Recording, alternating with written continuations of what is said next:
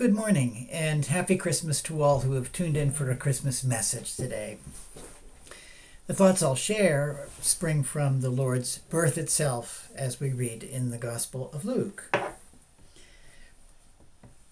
And it came to pass that while Mary and Joseph were there in Bethlehem, the days were completed for her to be delivered. And she brought forth her firstborn son and wrapped him in swaddling cloths and laid him in a manger.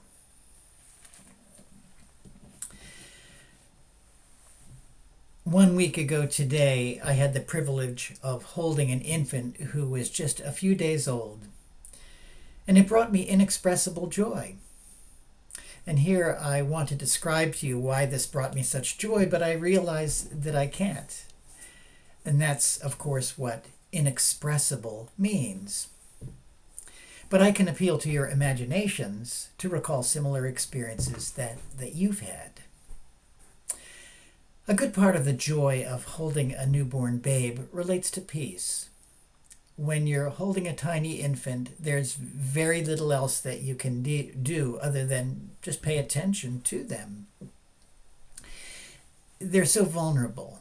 They need all our care. You have to gently support their spine and their precious head and keep that surprisingly heavy form folded together safely. And attending to that rules out paying attention to a whole lot of other things, and it leaves room for peace. Because now we have that sacred opportunity to focus in, to gaze in wonder at their tender newborn skin that's so supple and perfect. It's an opportunity to watch those subtle waves of dreamlike states moving across their face, gently pursing their lips or creasing their eyebrows or flickering in their eyelids with nameless inner experiences that they must be having.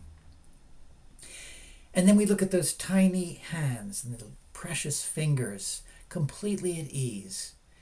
Fingers with untold potential to grace the world with as yet unknown talents. And yet, in that innocent state, those fingers have never been lifted up in willful greed or anger or any other selfish gesture. So that's such a perfect picture of innocence and peace.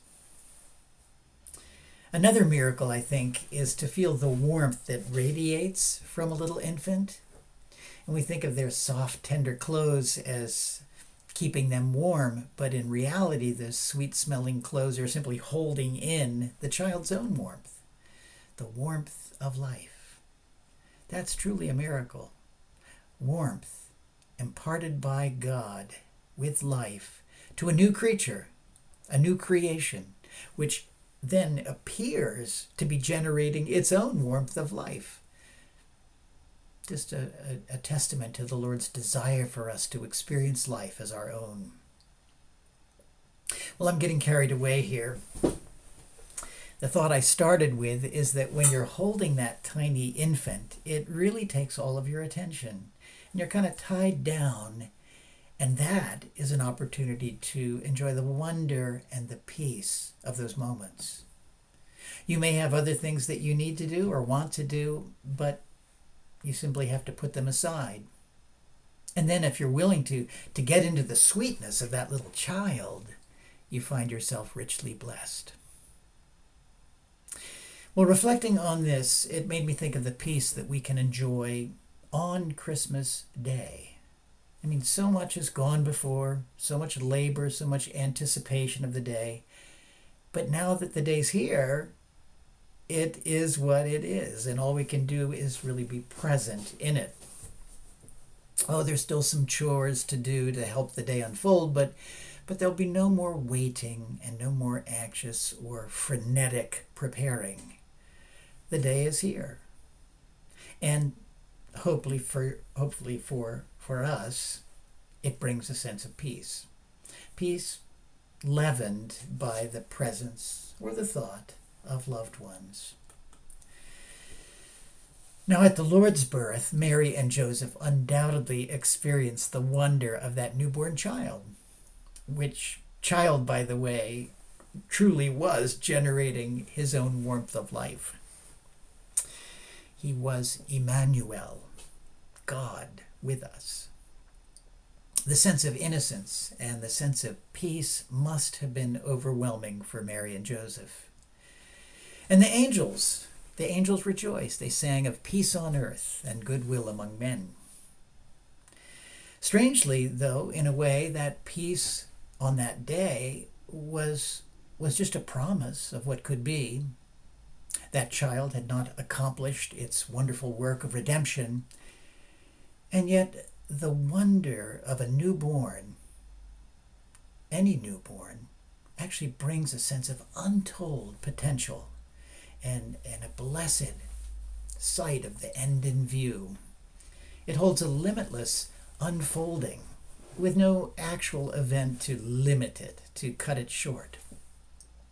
The angels beheld the end in view, growing and stretching out to eternity, and they felt its peace. Well, today I hope that you can feel some of the limitless unfolding of the Lord's birth on Christmas Day, the untold potential of peace on earth and goodwill among human beings that birth promises. May you be touched by the tender love that lies behind and within Christmas. May you have the joy of sharing in that love with others today. And may you continue to share in its eternal unfolding. Amen.